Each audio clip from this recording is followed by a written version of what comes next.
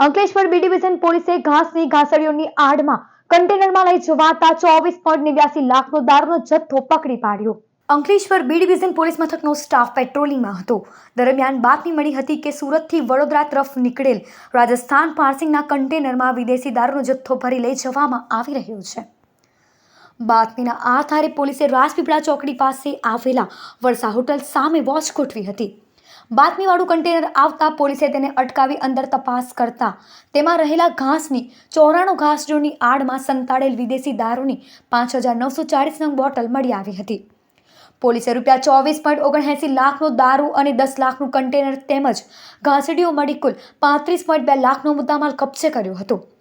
Truck ચાલક હરિયાણાના મેવાત સ્થિત કોલગાંવ મસ્જિદ પાસે રહેતો મુસ્તકીમ શૌકત ખાનને ઝડપી પાડ્યો હતો, જેની પૂછપરછ કરતા તેના મિત્ર આદિલ ખાનના કહેવાથી વિદેશી દારૂ સેલવાસથી શાહરૂખ નામના ઈસમના માણસે ભરી આપ્યો હતો અને સાકિર નામના ઈસમને આપવાની કબૂલાત કરી હતી।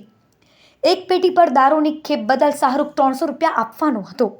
પોલીસે હરિયાણાના શાહરૂખ, આદિલ ખાન, સાકિર સહિત 4 આરોપીને વોન્ટેડ જાહેર કરી આગળની કાર્યવાહી હાથ ધરી હતી।